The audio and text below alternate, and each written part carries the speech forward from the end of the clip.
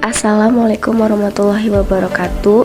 Kami dari kelompok 3 konsep dasar PKN akan mereview tentang norma-norma yang berlaku di masyarakat. Norma-norma yang berlaku di masyarakat. Norma adalah aturan yang dibentuk karena adanya suatu kebutuhan masyarakat akan ketertiban yang ingin dicapai dalam kehidupan sehari-hari. Dan jika norma atau peraturan yang ada dilanggar, orang tersebut akan mendapatkan sanksi sesuai dengan kesepakatan yang berlaku. Ada beberapa macam norma yang akan kita bahas di sini. Di sini ada norma agama. Norma agama merujuk pada aturan atau pedoman moral yang diakui oleh suatu agama dan diikuti oleh para penganutnya. Agama-agama memiliki norma-norma yang mengatur perilaku, etika, hubungan sosial, dan hubungan manusia dengan Tuhan atau kekuatan yang lebih tinggi.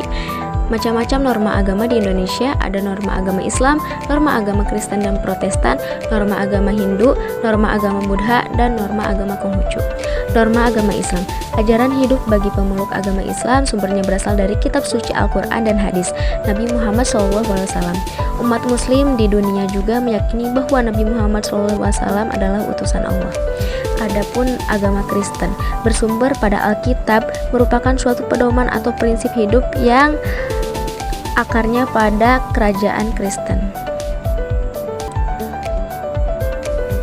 Lalu ada norma agama Hindu bersumber dari kitab suci Weda. Dalam ajaran Hindu, Weda termasuk dalam golongan Sruti karena umat Hindu percaya bahwa isi Weda merupakan kumpulan wahyu dan Brahman. Lalu ada norma agama Buddha. Agama Buddha bersumber pada kitab suci Tripitaka, merupakan sebuah naskah kuno yang isinya merupakan ajaran pemeluk agama Buddha. Lalu yang terakhir ada norma agama Konghucu. Agama Konghucu bersumber pada kitab suci Shishu dan Wujing, merupakan kitab suci agama Konghucu mengalami perkembangan yang sangat panjang. Norma hukum.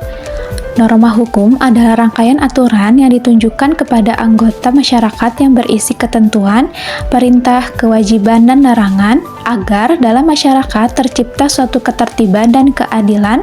Aturan sosial yang dibuat oleh lembaga-lembaga tertentu, misalnya pemerintah, sehingga dengan tegas dapat melarang serta memaksa orang untuk dapat berperilaku sesuai dengan keinginan pembuat peraturan itu sendiri. Pelanggaran terhadap norma ini berupa sanksi denda sampai hukuman fisik di penjara atau hukuman mati. Norma hukum memiliki ciri-ciri sebagai berikut. Pertama, dibuat oleh negara. Norma hukum dibuat oleh lembaga negara yang berwenang seperti Dewan Perwakilan Rakyat atau DPR dan Presiden. Kedua, mengikat setiap orang. Norma hukum berlaku untuk semua orang tanpa memandang status sosial, ras, agama, atau suku bangsa. Ketiga, bersifat memaksa. Norma hukum harus dipatuhi oleh setiap orang dan jika dilanggar akan dikenakan sanksi. Keempat, tertulis. Norma hukum biasanya ditulis dalam bentuk undang-undang, peraturan pemerintah, atau keputusan presiden. Norma kesusilaan. Norma kesusilaan adalah aturan atau nilai-nilai moral yang mengatur perilaku individu dalam masyarakat. Norma ini berkaitan dengan tata krama, sopan santun, etika, dan nilai-nilai yang dianggap baik dan benar oleh masyarakat. Contoh-contoh norma kesusilaan. Yang pertama, menghormati orang tua. Kedua, menjaga kebersihan diri. Yang ketiga, menjaga sopan santun dalam berkomunikasi. Yang keempat, menjaga kejujuran. Yang kelima, menghormati perbedaan. Yang keenam, menjaga kesopanan dalam berpakaian. Dan yang terakhir, menjaga privasi orang lain. Norma kesusilaan berperan penting dalam membentuk hubungan sosial yang harmonis dan menjaga tata krama dalam masyarakat. Dengan mematuhi norma kesusilaan, kita dapat menciptakan lingkungan yang saling menghormati dan menjaga kebaikan bersama.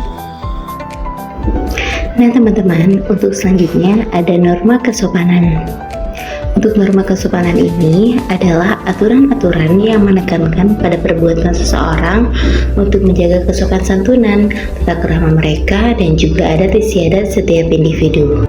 Dalam mewujudkan nilai kesopanan ini, tentunya ini harus ditanamkan sejak dini, mau itu dari keluarga, ataupun pendidikan di sekolah. Untuk norma kesopanan ini juga diberlakukan untuk menjaga dan menghargai satu sama lain dalam kehidupan sehari-hari. Tujuan diberlakukannya norma ini adalah penerimaan dari masyarakat, mampu menghargai orang lain, khususnya orang yang lebih tua, memahami hakikat dan tata etika dalam bergaul, dan mampu bersosialisasi dengan baik tanpa melanggar hal-hal yang tidak baik. Sebagai contohnya, yaitu kita mengucapkan permisi kepada orang yang sedang ada di depan kita. Untuk yang kedua, yaitu kita membiasakan bersalaman kepada orang yang lebih tua. Tujuan norma. Tujuan norma dalam kehidupan sehari-hari adalah untuk membuat kehidupan dalam bermasyarakat menjadi adil, tentram, dan makmur. Dengan dibuatnya norma, diharapkan bahwa di dalam masyarakat akan lahir keteraturan dan saling menghargai satu sama lain demi mewujudkan masyarakat adil dan makmur. Berikut ini beberapa tujuan norma dalam kehidupan sehari-hari.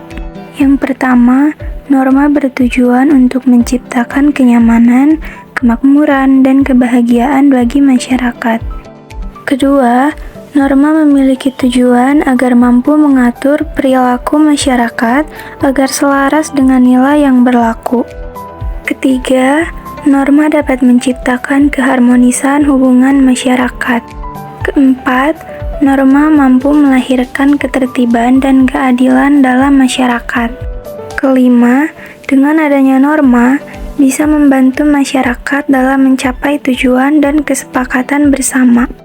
Keenam, norma memberikan sanksi kepada masyarakat yang melanggar norma.